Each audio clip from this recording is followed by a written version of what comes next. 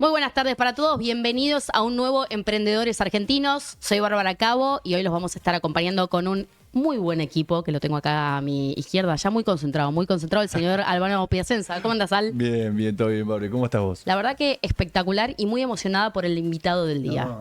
A ver, para mucha gente es un prócer viviente. Es un prócer viviente. No estamos hablando de San Martín, señor. A ver si todavía un chiste, ¿viste? Un chascarrillo que no sé si la gente lo va a entender, pero bueno, no importa. Nos podés encontrar en todas las plataformas, en Spotify, en YouTube, en Instagram, también por supuesto en Apple Podcast y en Amazon Podcast como Emprendedores Argentinos. Y habiéndote contado esto, ahora sí, vamos a introducir a quien es nuestro prócer del día, que nos visita justamente quien fue uno de los pioneros de la web 2.0 en Latinoamérica, ni más ni menos. En una época donde Facebook recién estaba arrancando y el contenido lo generaban lo que eran las grandes corporaciones, él co-creó, y ya con esto sabes quién es, Taringa, una comunidad online que llegó a ser una de las 5 páginas más visitadas del mundo en español. No solo fue testigo del nacimiento de lo que es el contenido colaborativo, sino que lideró una revolución cultural en Internet con millones de usuarios compartiendo ideas, humor, tutoriales y debates libres. Les pido un muy fuerte aplauso para el señor Matías Botboy. Bueno, muchas gracias. Una de las caras detrás de Taringa. Así es. Eran 3, yo soy una. El 33% de Taringa. El 33%. El 33%, muy bueno, el 33% de Taringa. Mati, gracias por estar acompañándonos en Emprendedores Argentinos. Decimos Taringa y a nosotros que somos todos más 30 se nos vienen como muchos recuerdos lindos y una época completamente distinta a la que estamos viviendo actualmente. Uh-huh. ¿Cómo nace Taringa y qué los llevó a crearla? Bueno, nosotros no somos originalmente los creadores de Taringa. Nosotros la compramos a la plataforma, el sitio web, digamos, cuando era bastante chico, era más como un foro muy de nicho. Uh-huh. Que nació en el 2004, lo creó un chico de secundario llamado Fernando Sáenz. Nosotros en 2003 empezamos con una empresa de hosting, que empezamos a hacer canje por publicidad porque no teníamos plata para hacer marketing, y ahí fue que empezamos a hacer eso mismo con Taringa. Y Fernando, más o menos en el 2006, decidió como no continuar con el proyecto porque estaba como con otra cosa y lo tenía medio como una cosa que hacía como de hobby. Y ahí empezó a ver que lo quería como comprar. Y bueno, nosotros ahí tomamos la decisión de comprarlo porque éramos medio taringueros, nos gustaba, veíamos como bastante potencial. Y nada, lo compramos en noviembre del 2006 y bueno, a partir de ahí después lo reprogramamos todo, lo relanzamos y eso es como que ayudó a que tenga el crecimiento y el furor, digamos, que después fue. Ahora, perdón, ahora para la gente que por ahí lo conoce, pero bueno, esto que comentás vos recién, que tuvo un fundador y que después me parece que efectivamente el gran salto viene de la mano de ustedes cuando lo toman. En el momento que está la posibilidad de comprarlo, ustedes ven, imagino que ven un potencial, porque la idea es, pero ¿imaginaban semejante cosa? ¿Y cómo fue ese proceso de pensarlo? Si se puede saber, o sea, cómo fue el arreglo para comprarlo con él, porque la gente tiene esa fantasía que, viste, bueno, si viste gente millonaria que compra una plataforma, pero es una cosa muy chiquitita, me parece todavía. Sí, la realidad es que como que hicieron varias cosas. Yo empecé a trabajar en internet cuando terminé el secundario, en el año 98, 97. Y trabajé en una empresa que se llama Wall, que fue después Wall Synectis en Argentina, o sea, es como recontra de la vieja escuela. Y era la época de los portales, digamos, donde era todo como estático, no eran los usuarios generando contenido. Y yo lo que veía ahí era como que había secciones que eran lo que más tráfico tenía de todos estos portales, que era justamente lo que el contenido lo generaban los usuarios, que era una parte de foros y como una parte de chat. Entonces en Taringa lo que nosotros veíamos era ese potencial de crecimiento por el hecho de que era como un concepto que ahora parece re natural, pero el hecho de que la gente genere el contenido. Y además nosotros veníamos haciendo una cosa con la empresa de hosting que era como hacer posicionamiento en buscadores. Entonces lo que hicimos fue como entender, bueno, si usamos esas mismas reglas de posicionamiento en buscadores con contenido generado por usuario y demás, el potencial tipo es infinito. Y como que veíamos en Taringa como que tenía los condimentos como para lograr eso. Teníamos la esperanza, un poco la idea de que iba a crecer. Lo que sí pasó es como que creció mucho más rápido y fue toda una vorágine mayor a la que nosotros por ahí en una primera instancia nos imaginábamos.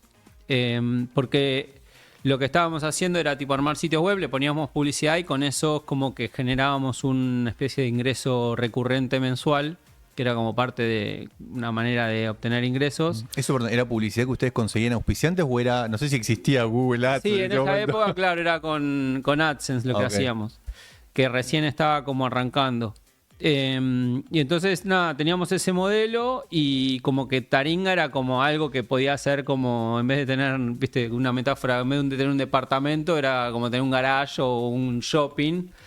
Y bueno, terminó siendo como un poco más grande que eso, pero bueno, era la idea un poco cuando tomamos la decisión de comprarlo. Y bueno, y la compra fue por MSN, o sea, el acuerdo. Ay, no, me muero. Esto, por favor, todos los detalles. Tirame, Contá que la por gente se favor. vuelve loca. Sí. Sí, estaba hablando con Fernando y nada, y en un momento como que me dice que quería vender Taringa, si nos interesaba. Le dijimos que sí, él justo creo que se iba a Puerto Rico, Costa Rica, algún lugar a trabajar, estaba como medio que terminando el secundario y había conseguido un trabajo.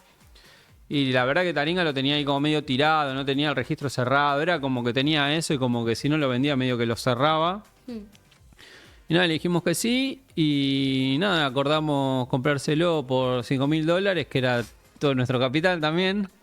Y bueno, y ahí se lo compramos, le mandamos la plata porque él ya estaba afuera y nada, nos pasó tipo Le pasó las contraseñas, Claro, tipo, las bueno. contraseñas y arréglense. Y a partir de ahí es como que nosotros tomamos el control y nada, y empezamos a trabajar para como relanzarlo. Cuando, vos sabés que contás esto, ¿no? De que te pasó la contraseña, de que fue por MSN, sí, por MSN. Ujú. A mí me parece años luz poder pensar que pudiera suceder algo así. Sí, no sé, yo lo veo como algo que podría pasar ahora también. ¿En serio me decís? O Sí, sea, salvo que tenga una sociedad o una marca registrada, pero no tenía ni una marca registrada, no tenía una sociedad, no tenía nada, era tipo un claro, sitio yo web. estoy pensando en Taringa como Taringa, Claro. como la conocimos después, ¿no? Digo, un boom absolutamente en todas partes. No puedo dejar de imaginarme a ustedes, digo, saliendo del secundario. Ujú. ¿Tenían alguna idea de estudiar alguna otra cosa y Taringa fue como que medio que cayó o ya venían con No. la determinación de ir por el mundo del internet, de la tecnología?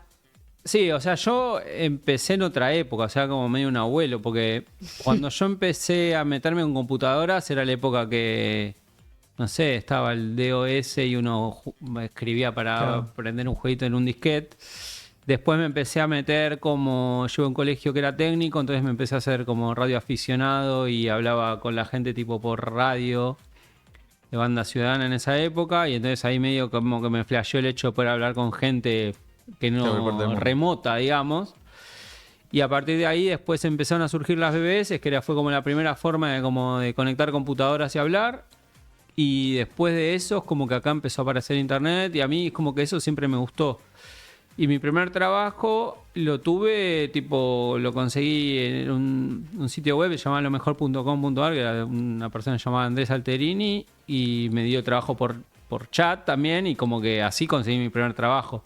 Entonces era como que yo medio que venía de esa, medio como el mundo medio, era Claro. del grupito de los nerds, digamos. Y bueno, y después conseguí me fui a trabajar a Wall, esta empresa. Es como que yo venía medio. Sí, venías en ese camino. Era lo que a mí me No gustaba. te agarró desprevenido. Sí, exacto. Y después, nada, yo en lo personal estudié diseño gráfico, pero, o sea, soy diseñador gráfico, pero estudié eso porque era lo más parecido a hacer producto en esa época. O sea, no existía estudiar programación o todas las cosas que por ahí hay ahora de usabilidad y eso. Entonces era como un poco. Encontré la manera de trabajar eso, pero nada, sin saber tampoco a dónde iba a terminar. ¿Y qué roles tuvieron cada uno de los tres cuando adquieren Taringa? Digo, ¿había una visión por ahí media similar a lo que es una startup hoy? Que viste que siempre hay uno que sabe de negocio, uno que sabe programar. ¿Era un poco así? Sí, era un poco así, mezclado con la empresa de hosting. Entonces nosotros, digamos, somos tres, uno es mi hermano y otro mi mejor amigo. que se llama Alberto. Entonces estaba Alberto, que era más como de la parte técnica, servidores y demás, que también ahí en la época eran servidores que eran computadoras que las teníamos que meter en un data center, no existía tipo la nube ni nada de eso, entonces era cortarse los dedos armando computadoras. Después estaba mi hermano, que hacía como la parte más administrativa, llamémosle. Y después estaba yo, que hacía como un poco más la parte de producto, que era como mezcla de diseño con programación, una cosa así. Pero no teníamos muy claro los roles, era como que... Sí, iban avanzando y lo que iba surgiendo... medio como iba surgiendo. ¿Cómo fueron esos primeros momentos? O sea, una vez que la tienen y le empiezan a meter mano, digamos, va creciendo, pienso en... Digamos, va a ser largo, pero tipo, los primeros por ahitos que ven en términos por ahí de demanda, de participación de gente. Y después, bueno, me imagino vienen los líos también. Pero eso Sí, por ahí lo vamos a... para después. No, como que fue como progresivo también. O sea, fueron pasando cosas que nos fueron sorprendiendo. O sea, yo me acuerdo la primera vez como que me sorprendí. Era cuando llegamos a 4 millones de usuarios únicos por mes. Que yo pensé, wow, tipo, es el tamaño de la capital federal, es como que cada uno que ve la capital visita el sitio, y ya, tipo, me parece un montón. Después pasó una cosa que a mí en lo personal me impactó, que había un chico que estaba buscando al padre hace un montón de años, entonces hizo un post en Taringa y como que en 48 horas como que encontró todos los datos y fue, tocó el timbre, qué sé yo, es como que reconstruyó la historia. Y yo dije, wow, tipo, estamos haciendo algo que no es tipo para estar boludeando, sino que hay gente que ya le está generando como un impacto en su vida. Sí, sí.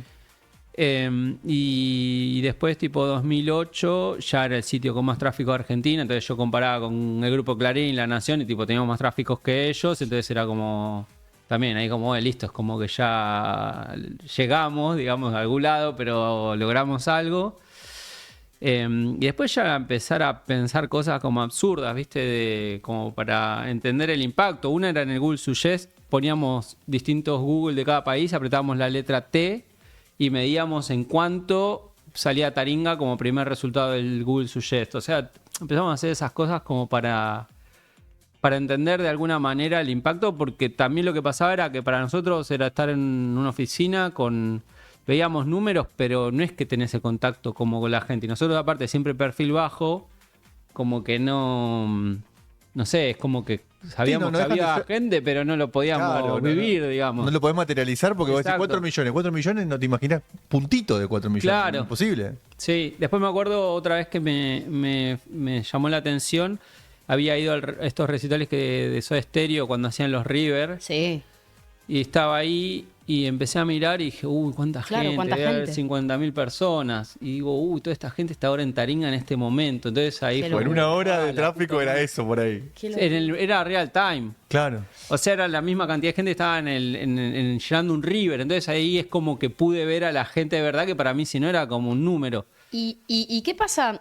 Era una época en donde nosotros hoy hablamos de redes sociales y todo es muy rápido, ¿verdad? No hay como mucho tiempo, si te fue muy bien con algo, no hay como mucho tiempo, viste, de asimilarlo. Hay como que surfear la ola y disfrutar, entre comillas, el momento. Uh-huh. En ese momento, ¿ustedes eran conscientes de lo que les pasaba siendo tan chicos? Dejó de ser, entre comillas, un juego, nunca lo fue, pero digo, dejó de ser algo divertido como para convertirse en esto que decís vos, medio de que la cosa estaba cambiando porque de repente un chico pudo encontrar en 4 horas a su papá. Y en un punto nos los tomamos en serio, pero no tanto también. O sea, como que siempre hicimos un poco lo que nos gustó. Y creo que nunca perdimos el espíritu de ser como un poco, no sé cómo decirlo, como medio revolucionario, subversivo, medio antisistema. Y de alguna manera también lo que... Cuando empezó a crecer un poco Taringa, lo que nos apasionaba era el hecho de romper el poder que tenían los medios, que ahora parece re normal con Twitter y todo eso, pero era como, bueno, ahora un diario ya no es el único que controla la conversación, ahora cualquier persona puede publicar algo y lo leen miles, y ya es como que le estamos sacando un poco de poder a los medios. Eso era un poco lo que nos empujaba también. Entonces siempre como que nosotros nos gustó por ese lado, más allá que después uno puede ganar más plata, menos plata, pero no es que lo hicimos porque vamos a ser millonarios, me quiero comprar un yate. Era más como un poco el impacto social y todo lo que podíamos generar con eso era como más nuestro motor. Entonces como que en un punto era un poco en serio, pero un poco en juego también. Entonces, no sé, es como que nos pasaron mil cosas, tuvimos mil problemas, pero es como que lo disfrutamos. Y encima era, o sea, el hecho de que todos los días, tipo, era una sorpresa nueva. Entonces, como que nunca nos aburrimos. O sea, estuvimos, tipo, 15 años y todos los días era una aventura lo que pasaba. Entonces, eso creo que lo hizo divertido. No, entre las cosas que digamos, tenemos repasadas ahí para comentar, bueno, desde problemas legales por cuestiones de copyright, que también era un momento distinto donde se estaba por ahí modificando un modelo. Ahora por ahí está un poco, a ver, fue cambiando todo, pero en ese primer momento yo me acuerdo en la facultad era como un tema de debate. Incluso el caso Taringa eran cosas que se estudiaban porque eran cosas que no habían pasado antes, que empezaban a ocurrir.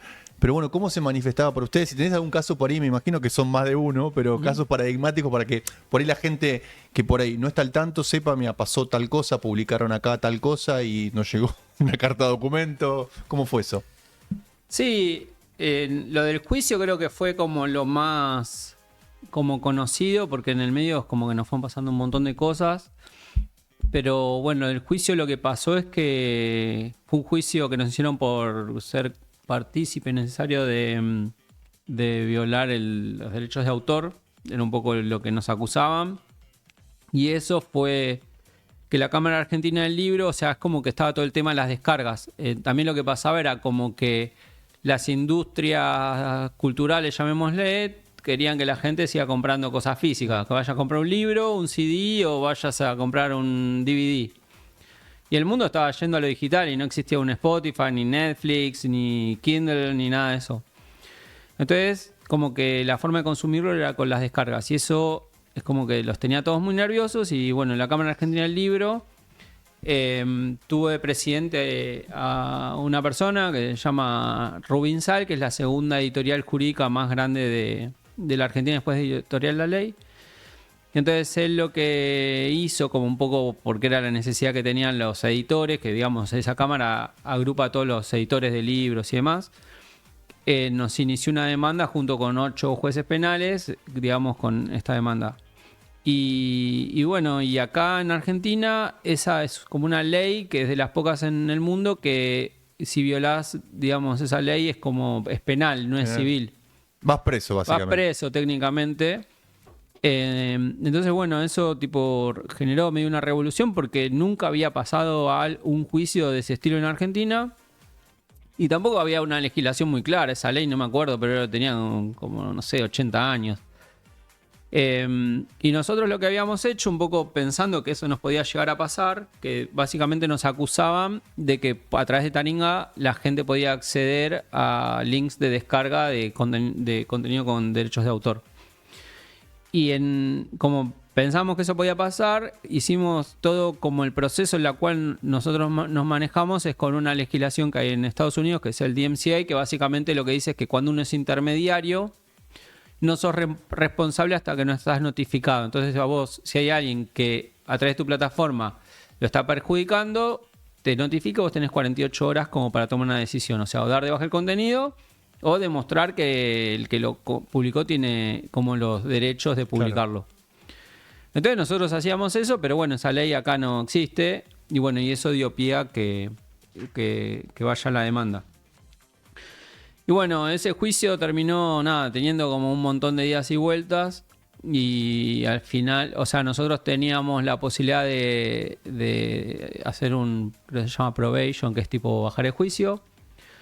Pero no, tomamos la decisión de tipo ir hasta el final, o sea, ir a juicio, que es un juicio oral. Y... Perdón, ustedes en este momento estamos hablando de qué año aproximadamente para saber ustedes ya en qué situación estaban. Por una cosa es 2003, 2004, ya 2000, como decías, 2008, creo, página con mayor cantidad de visitas en Argentina. Eso... O sea, ya no eran unos pitching, en el sentido de que tenían noción de lo que estaban haciendo, me imagino, una espalda por ahí financiera para pagar buenos abogados, digo, un montón de cosas. Sí, eso empezó en el 2009, en el 2011 es como que tomó repercusión porque la Cámara Argentina del Libro empezó como a publicar eso por todos los medios. Yo lo recuerdo eso.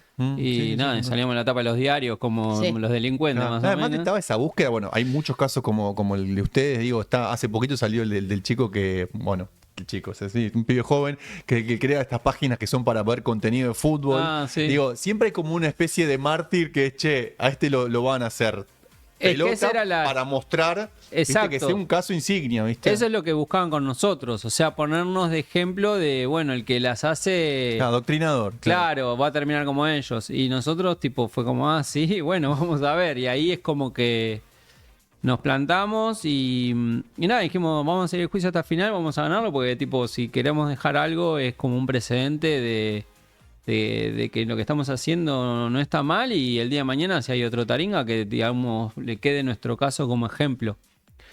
Y eso, nada, y terminó siendo un juicio súper largo hasta el 2018, que ahí fuimos a juicio oral y lo ganamos y básicamente nuestro argumento estaba en que si queríamos como controlar esos contenidos, lo que estábamos haciendo era censura previa, que iba en contra del derecho de la libertad de expresión y un poco el fallo terminó como diciendo eso, o sea, el juez terminó dándonos la razón con los mismos argumentos. Y nada, para nosotros, digamos, fue un camino largo, pero de alguna manera era un poco lo que estábamos buscando que pase y como el legado, digamos, que queríamos dejar. ¿Hubo festejo? ¿Lo tomaron ya a esta altura después de 10 años? Era claro. como, bueno, menos mal que termina el juicio, ya estamos. Sí, ya era como un poco así. En realidad era más como el festejo antisistema, ¿no? Esto de que decís vos, ¿no? De dejar Sí. un precedente también.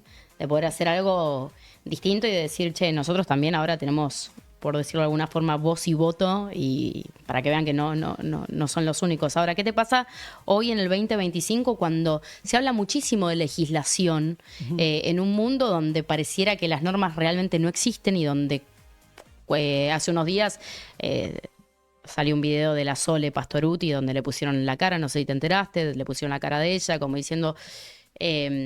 donde era un vivo en Instagram y ella incentivaba a la gente a decirle, sí, yo me hice millonaria de tal forma, tenés que poner la plata acá, bueno, cientos y cientos y cientos de miles de usuarios y no era ella.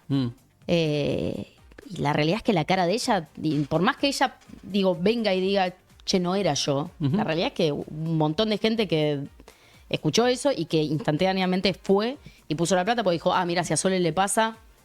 o si Sole pudo hacer dinero con esto, yo lo hago. Gente que capaz de repente cree en eso, va y pone la plata. ¿Qué pasa con la legislación de hoy? ¿Y cuánto nos falta para poder estar a la altura de lo que está sucediendo? Sí, o sea, yo creo que lo que tiene la tecnología es que va más rápido que cualquier cosa, o sea, incluso más rápido que las personas, porque con la inteligencia artificial, por ejemplo, que es algo que a mí me interesa, que le trato como de seguir el ritmo... No puedo, o sea, es tipo una velocidad que yo ya tipo estoy perdido y básicamente vengo de este... No me siento tan mal, che, no me siento tan mal. Y vengo un poco de este palo, entonces a veces pienso, bueno, alguien que no viene de esta industria, ¿cómo estará? Porque es tipo demasiado rápido. Entonces, si ni siquiera las personas a veces podemos lograr entender lo que pasa, tipo una ley menos que menos, porque el nivel de burocracia que hay y todo es como... Nada, que no... Ni siquiera creo que con ese tipo de cosas no debe estar ni... No sé, no debe saber ni dónde agarrarse para poder como... no sé, reclamar esa estafa o lo que fuese.